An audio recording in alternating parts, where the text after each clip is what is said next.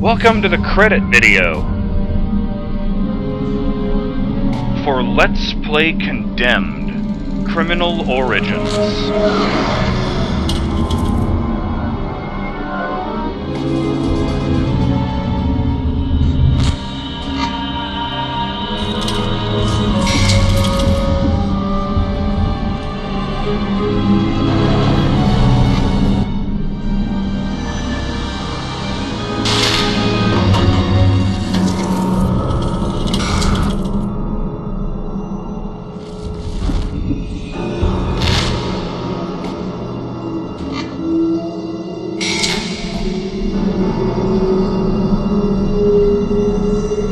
I'm BurningDogFace. I don't know what to make of this game.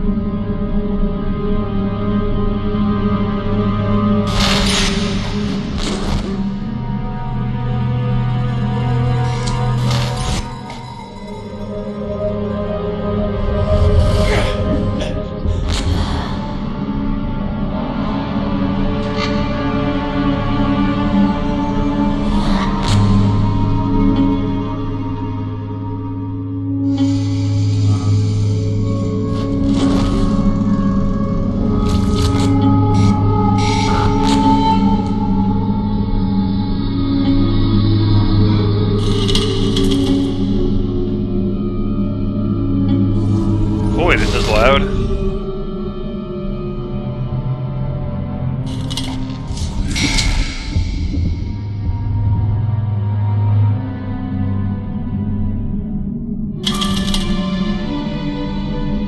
Okay, this game scared the shit out of me, I'll say that. It's an effective horror game, and I'm glad I chose this for the Halloween season.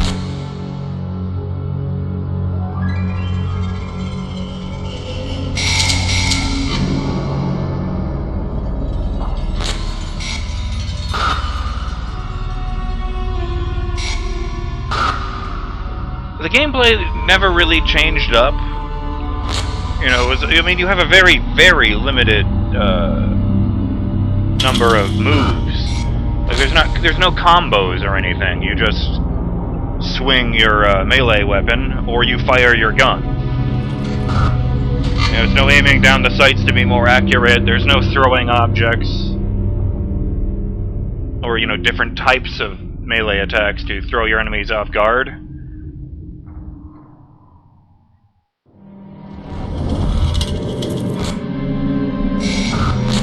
You just, is it starting over? I think it's starting over. I'll wait till I'm certain and then I'll hit escape or something.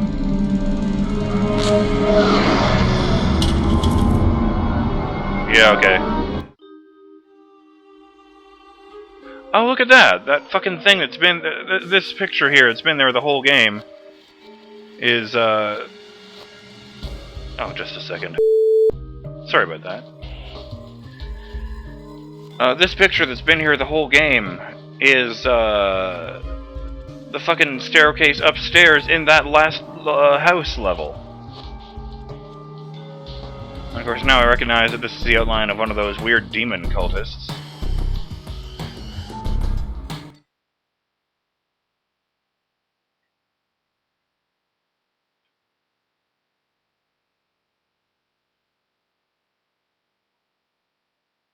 Oh good, it's just dirt. I thought I had a dead pixel for a second.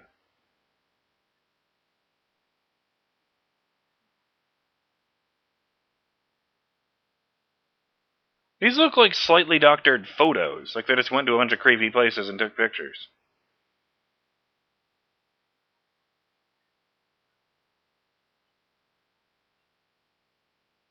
That looks like a drawing.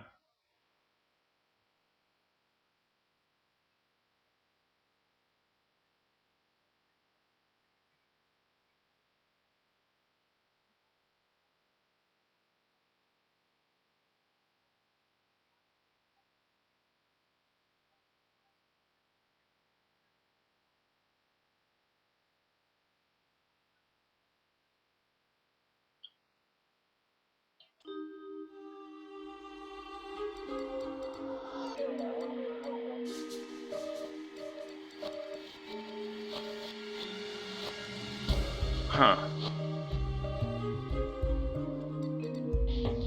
What were the other things? Your moves never really changed in this game. You get your basic melee attack, you get your taser, you get your kick, which I never really found that useful. I mean, it barely did any damage. It didn't really seem to throw them off, interrupt their attacks. I don't know, maybe I just wasn't using it right. And, I felt like for as much as they, advertised the game as being focused on bone-crunching melee action, it wasn't a very interesting melee system, and there were so many guns that a gun was my favorite weapon, listed as your most used weapon in every level of the game, except for that last one where there were barely any available. Yeah, it said the 2x4 fire was my favorite weapon there.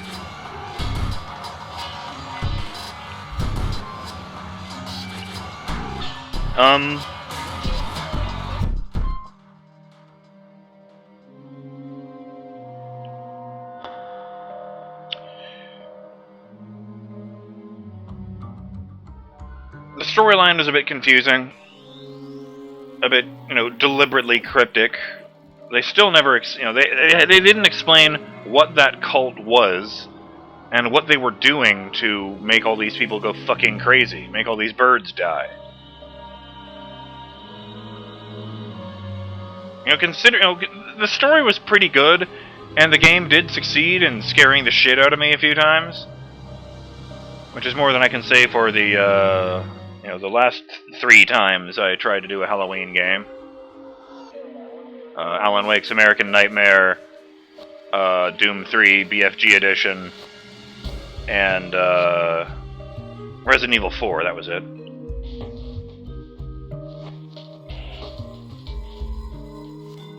So, yeah, I would be interested in checking out the sequel, Condemned to Bloodshot. I mean, I'm not going to hold my breath for it to come to PC, but, this is the age of re-releasing stuff, and hey, if they released a completely forgotten game that, wasn't even really a cult classic, like Legend of K, maybe Bloodshot 2 has a... Bloodshot 2. Maybe Condemned 2 has a chance. I'm gonna look at these things I unlocked and then call it a day. Chief Investigator Award, you found every piece of evidence. I guess it's this cultist concept work.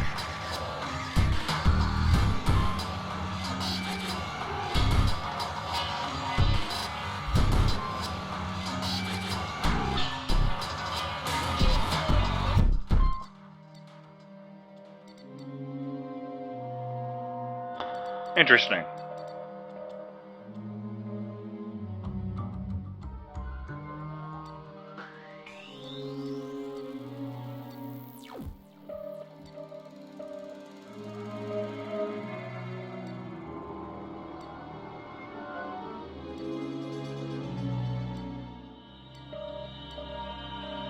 I think that's the one they eventually went with.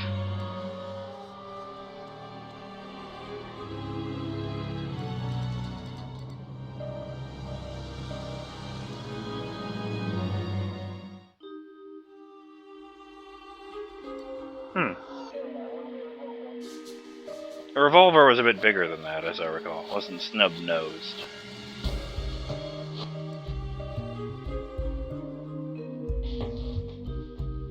I remember seeing an area that opened with a empty fire extinguisher case, and I didn't have a weapon at the time.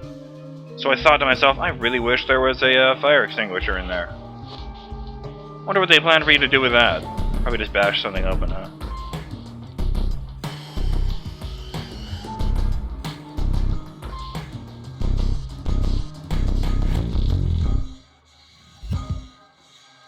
The Metro City Library. Well, there you go. Finally know what the fucking place is called. Metro City. Which may or may not take place in the same universe as Fear. Oh, I think it was Carlos Castrillon again, who mentioned in a comment that I totally forgot about that I said it would be funny if there was a Fear reference, like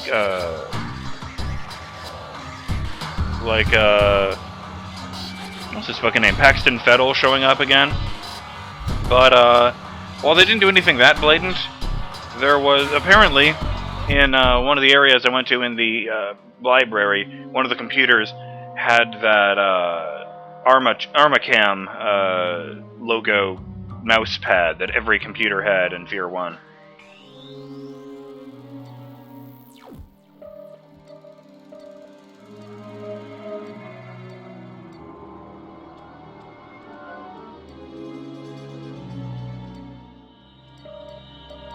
What? Oh, whoops.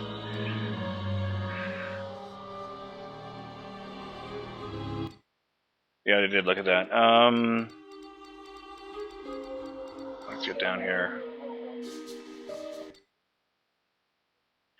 Huh, they were called crawlers.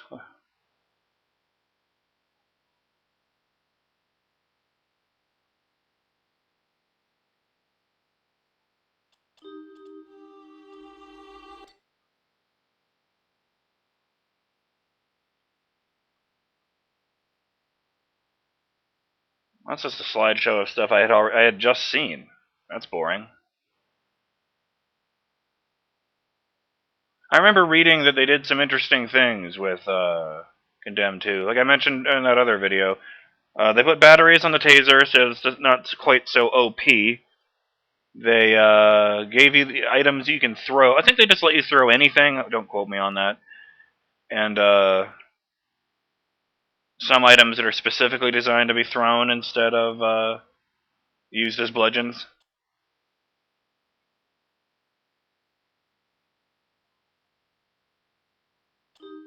I wonder if how the ending would have been different if I'd found everything.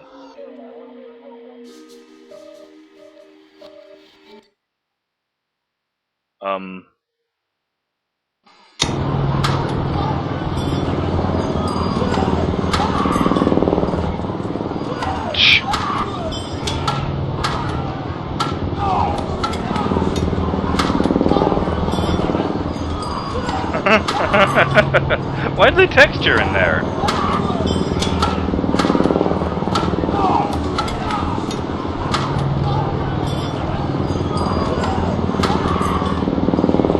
Gets our mustache. And his eyes are gone.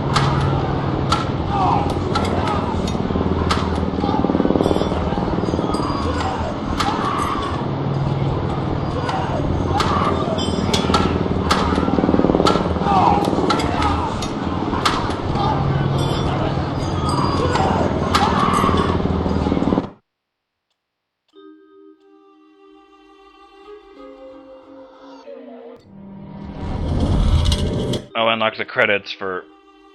What?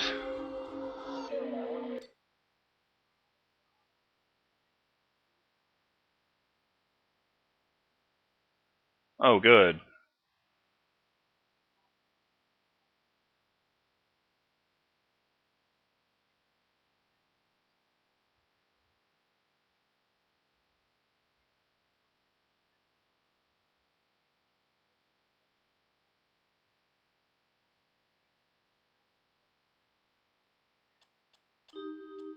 What do you get for killing the guy? I saved these ones for last because these will be longer.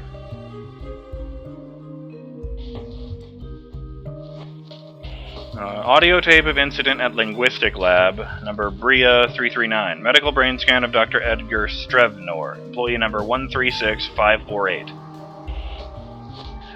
New samples of cryptic writing have been used to further translate initial piece of evidence. Additional samples have been either unintelligible or so fragmentary as to be meaningless. Below are all translated fragments so far found. The revised translation of original piece now reads, Clue 1. The map to righteousness leads to the center, internalized in the whole of the soul.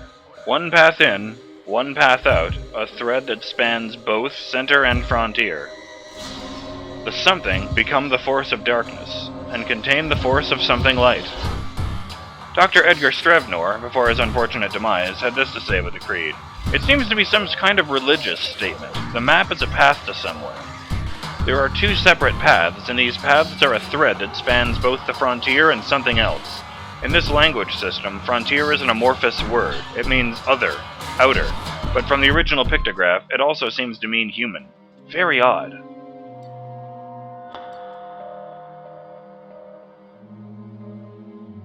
Okay, so it was written by non-humans. The two completely translated lines are of special interest.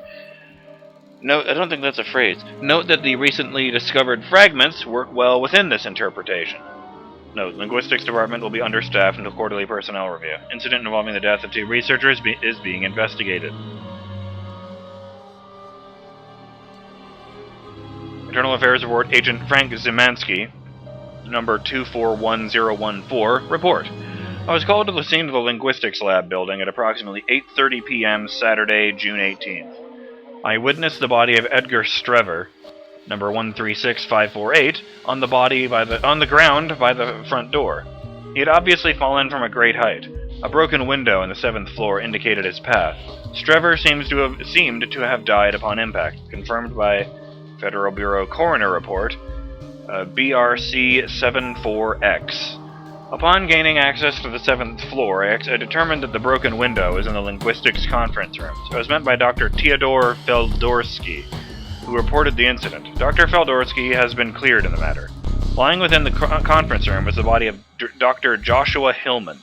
He had been struck repeatedly on the head and neck with a blunt object, later determined to be a metal stool.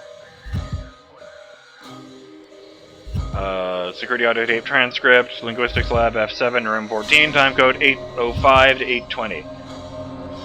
Hillman, Dr. Strever, I need the whiteboard. Can I erase this stuff? Strever. I said, can I erase the whiteboard? Muffled sound determined to be Dr. Strever dropping to his knees. Good lord, man, pay attention. I need the whiteboard. Sure, whatever. What? What are you doing? I'm erasing the whiteboard. You said I could. I need it for... Idiot! No! Dr. Strever, I'm sorry, but I did ask. Are you okay? Weeks of work. I was so close to deciphering the directional words. Their pattern, it indicated, Why? Why did you erase the board? Because, The tape deteriorates into a series of blunt thumps, followed by anguished screams, and interspersed with howls of rage. Eventually the beating stops, there are sudden running footsteps, and you hear the crash of glass. Dr. Strever evidently used a metal stool to beat Dr. Hillman to death. Upon Dr. Hillman's death, Dr. Strever ran and jumped through the closest window and fell to his death. Dr. Edgar Strever had no previous incidents of aberrant behavior. Colleagues indicated he was under normal stress due to his caseload. Upon review of the audio tape, we have detected an odd, unidentified sound heard in the background. I also requested an autopsy of Dr. Strever. Its results and the tapes have been classified by Black Ops Command. The penetration of Central Headquarters by an outside force is clearly a serious issue. Black Ops Command has deemed all further inquiries as classified. So the noise made him into a crazy person, too. Well, there are 3 other reports you can get, presumably by finding all of the birds and metal pieces.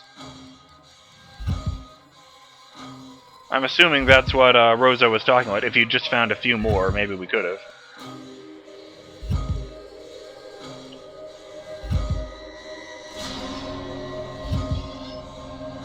This already seems 100 times cleaner than it ever was in the actual game.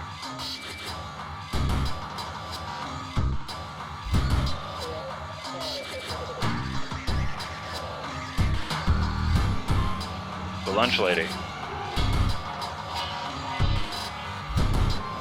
Overall, it was a woman. Butcher woman needs to be more bloody, savage, and physically massive.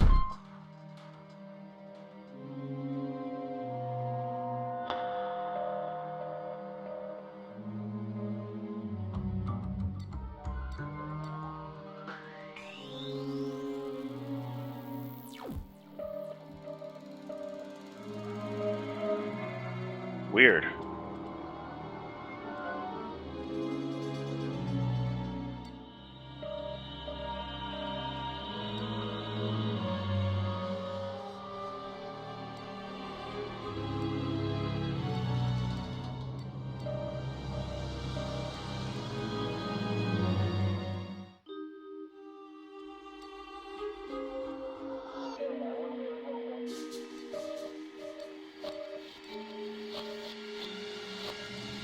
Never did work out what was up with those guys.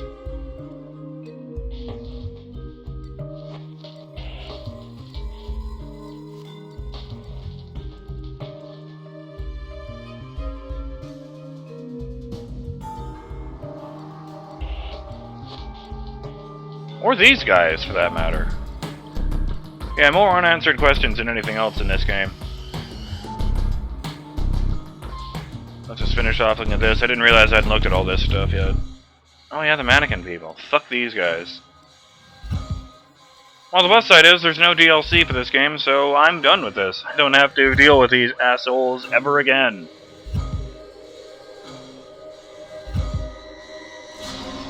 I think I did look at that. Oh! Look at that. He's wearing the torturer's jacket and covering himself in blood.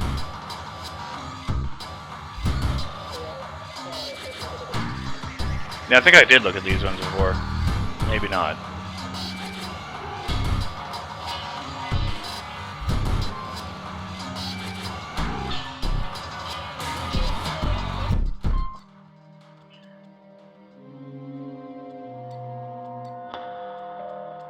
Okay. So, the question it always comes down to, do I recommend this game to you guys? You know what? Yeah! The combat, isn't that intellectually stimulating, but they do break it up every now and then. They're pretty good at breaking it up every so often with the CSI moments, and that stuff was cool, if a bit linear. I just realized I didn't mention that at all so far. And,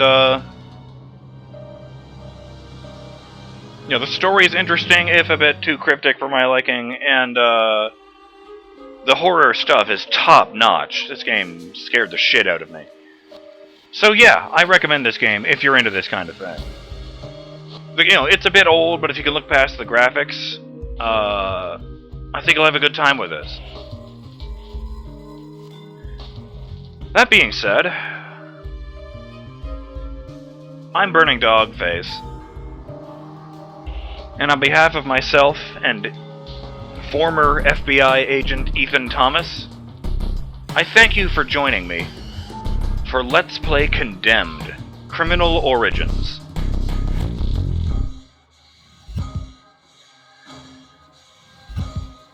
Now with the Halloween season firmly behind me, I think it's time to find something a bit less freaky.